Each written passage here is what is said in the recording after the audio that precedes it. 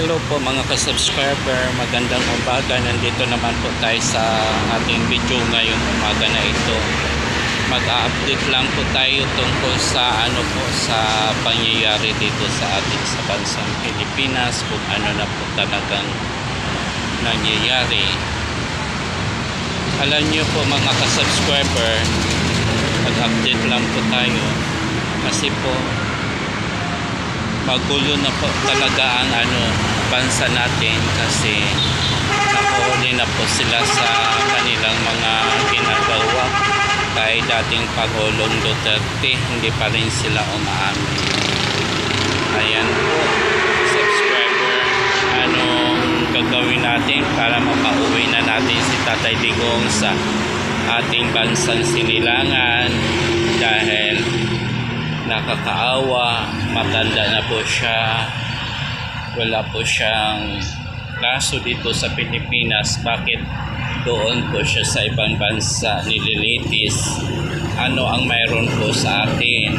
Kasi dahil po sa campaign at saka sa eleksyon na darating po, kasi ang mga Duterte lang pong malakas sa campaign period, dahil po kung saan naman po sila nangampanya po mga ka-subscriber, kitang-kita naman po natin kung gaano kalakas ang mga kandidato na pwede pilaban po. Kaya siguro po ayaw nilang makita na si Tatay Digong is madaming supporters. Katotohanan man lang talaga, maraming supporter at nagmamahal si Tatay Digong po, kasi dahil sa kanyang nagawa or sa bansang Pilipinas noong former president pa siya po mga ka-subscriber. Pinaganda at pinaayos niya ang mga kapaligiran at mga maruruming estero sa Manila Bay. Inayos niya, pinapaganda niya, at marami pang iba siyang ginawa po dahil sa mga murang bilihin noong nakaupo pa siya. At maraming sumunod, yung mga malalaking business na tamang pagbabayad ng buwis. Siya lang po yan ang nakagawa. Kahit sinong mga malalaking tao dito sa bansang Pilipinas na negosyante, pinupokpok talaga niya na magbayad ng tama ng buwis. Ay dati kasi nagbabayad po sila, kaso lang hindi natin alam, hindi kompleto ang bayad nila. Ayan po, siya lang po tangi na may talagang ginagamit niya yung pagka-presidente niya sa tamang proseso.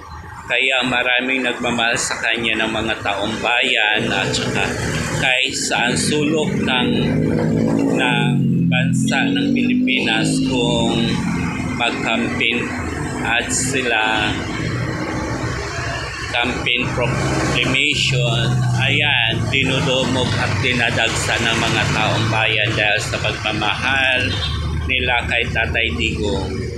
Kasi tayo po bilang Pangulo, dapat yung talaga ang responsibility po natin gawin na tumulong at palawigin pa at papagandahin pa natin ang ating bansang Pilipinas. Hindi lang puro pansariling kapakanan lamang at puro pansarili.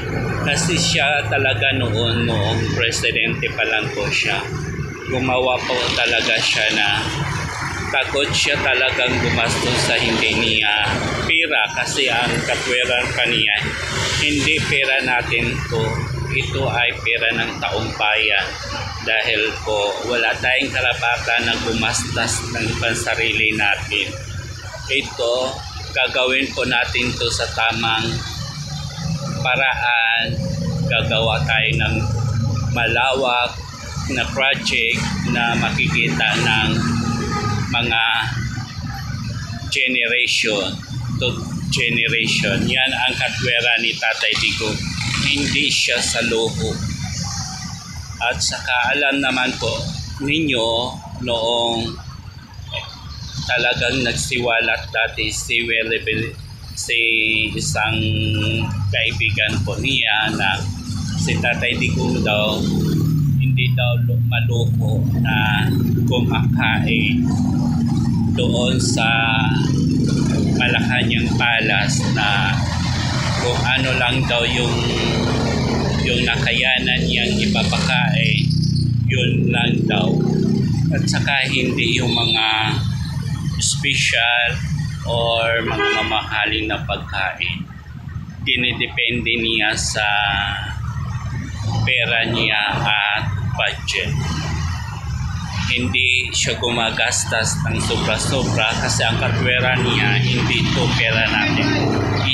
Ito po ay pera ng taong bayan. Kaya makukonsensya, yan ang tunay na naglilingkod sa ating bayan. Hindi puro pang lalamang-lamang sa kaba ng bayan. Yan po. At ang isa din po yan na kinagagalit ng kalaban po niya, yung nadiskubrihan yung bycam at saka siya talaga ang nagpo-force o nag-porsigadad na ihain sa Supreme Court sa tamang proseso. Kung hindi naman po totoo yan, hindi sila mag-aaksaya ng panahon at oras dahil po sila ay may kakayahan na alam nila na may sapat na ebidensya po sila.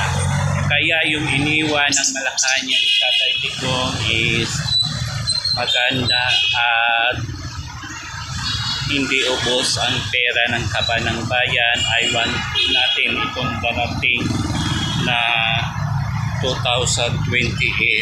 Siguro hindi natin alam kung may pera pa ba ang kaba ng ating bayan. Kasi po sa mga mahihirap na tao na walang katulad namin na walang kakayahan na sa ospital, dapat po mayroon po tayong health insurance na pantawid sa ating dapat hindi po yan makukusan ng pera. Katulad ngayon sa kasalukuyan ngayon po, inubos nila yung pondo at hindi nila binadgetan. Kawawa po yung mga taong mahirap na nana-ospital na walang kaya pambayad sa ospital. O sana kukuha at sana hindi ng tulong kasi zero budget na yung PhilHealth. Sana yan po ang nila, isa ding kamalian na sa sobrang galit siguro nila kay Tatay Digong, yan na parang balakid or hadlang sa kanilang pamumuno, kaya sila na mismo ang nagpahuli sa ISIS at pinapadala doon sa Netherlands. Hindi tama ang prosesong ginamit nila, walang due process at talagang walang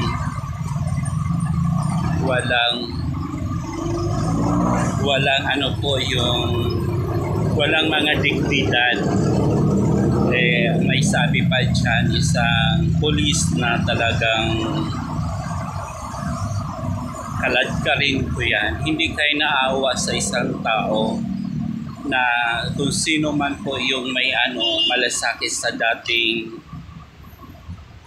noong yung panunungkulan niya, wala kayong respeto, hindi ninyo ginalang ang former President Roja Duterte. Wala kayong mga puso, wala po kayong mga konsensya. Kung kayo kaya ang sinasabihan ng kaladkari, ano ang maano po ninyo? Mapipil sa sarili, di ba magagalit? Wala kayong respeto. Kaya hanggang dito na lang po ang ating video ngayon. Maraming pong salamat. Papasok na din po tayo sa trabaho natin. Kasi bawal magkasakit. Dapat talaga araw-araw tayo papasok para sa pagka-araw-araw ng kain ng ating pamilya. Maraming pong salamat sa inyo. God bless.